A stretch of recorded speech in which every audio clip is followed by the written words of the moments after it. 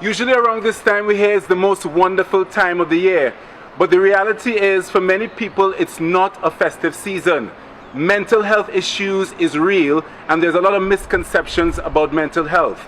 Today, inside another edition of Wellness Wednesdays with yours truly, Ken Simmons, we are here at the St. Anne's Hospital, and we're going to find out all of the services that they provide to the general public in relation to mental health and coping and dealing with stress. Okay? Let's go.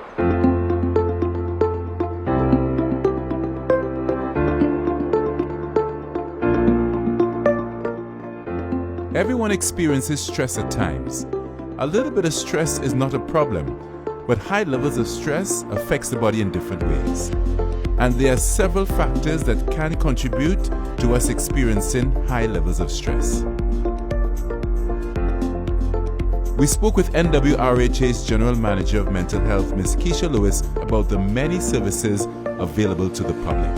The Northwest Regional Health Authority provides a variety of services related to mental health. Those are inpatient services and outpatient services. Of course, inpatient services, people would be familiar with the St. Anne's Hospital. We also have the Barataria Mental Health and Wellness Center, located on the Eastern Main Road in Barataria. We have the Pembroke Street Mental Health and Wellness Center, and we have the newly opened Diego Martin Behavioral Health and Wellness Center that was only open about a month ago.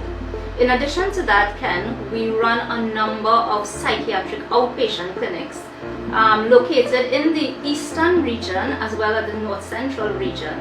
We operate clinics as far as Toco, Mayaro, Rio Claro, Sandy Grande, and Chaguanas.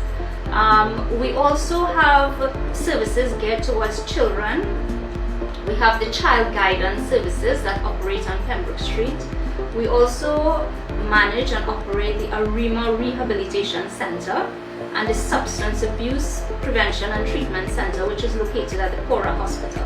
So as you can see, Ken, there is a huge number of services. So when people refer to mental health services as only St. Anne's Hospital, that actually is not true. There are a lot of other services available in your community where you can easily access. How can the general public access the services that you provide? So St. Anne's Hospital, of course, is a 24-hour hospital and operates just like any of the general hospitals. The mental health and wellness centers operate from Monday to Friday between the hours of 8 to 4. You do not need a referral to go there, Ken. And this is very important for people to know. This is a walk-in service. You can walk in, you can speak to the registered nurse, the mental health officer, the psychiatric social worker. There are a lot of different activities that go on at these wellness centers and a lot of different support groups that is available to help you. And of course, the staff there is always willing, ready and prepared to refer on should you need a service that is not provided there. Excellent. So the services are easily accessible. In a greater dimension, what plans are there to continue to increase that service to the general public? Some of the plans the Northwest region has is to introduce out of hours service so that we have access to officers outside of Monday to Friday, so over the holidays, over the weekends, so that that support for the family and carers could be there. One of the other projects we are working on is increasing our tele-mental health support services. And this has been very important in light of, the COVID and the ongoing pandemic that's happening at the moment. We also have plans to improve our digital services and how we reach out to persons. So those are some of the things we have in the pipeline. Honestly, it may be tough to tell when you're experiencing good or bad stress. But there are important ways that your body lets you know that you're struggling with too much stress. So watch out for these warning signs.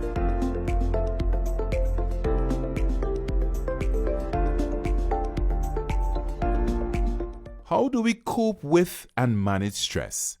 I had the opportunity of speaking with Mr. Richard Johnson, NWRHA's physical and recreational therapist. Physical and recreational therapy goes hand in hand in keeping optimum mental wellness.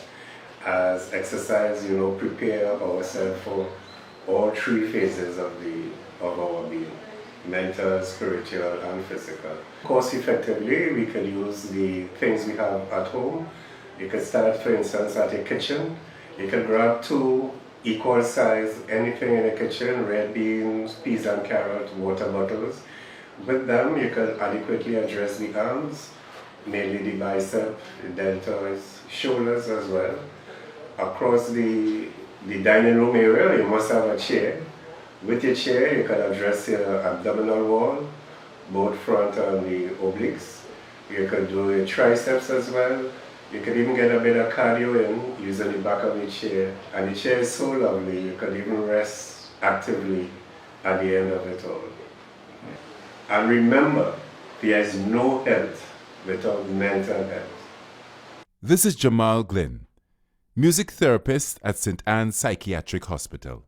Everyone has their relationship with music, which resonates with them. So during this period, they may be all stressed out. They listen to music; it helps them to relax. So when they're like in a free space, they've regained that connection to music, and I think that's like the most powerful statement during this period of COVID, because the stress levels would be really high. And music therapy is something a bit different because it's a clinical practice, which is an add-on to standard care and treatment. So we help people using the elements of music, rhythm, for example. We saw that some people struggle with rhythmic movement, some people struggle with fine motor movement and gross motor movement. So we get the opportunities to help people regain that connection to rhythm and themselves, have the ability to tap into their inner self.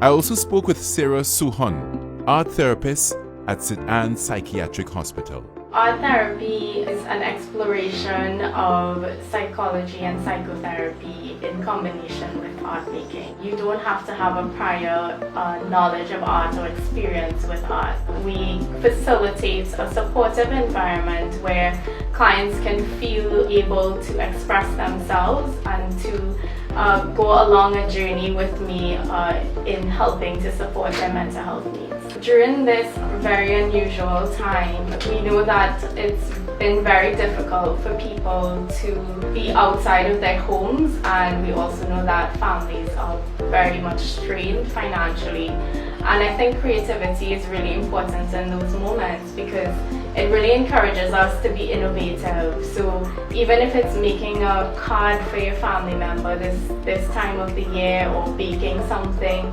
it's still important to be able to connect with people in a meaningful way. And art making can really help support that. You know, get your kids involved in this process because it can be fun, but it can also help us feel better about the situation and help us cope with the stress that we are experiencing at this time. So until next time, everybody, take care, and remember, there is no health without mental health. I love you. Take care.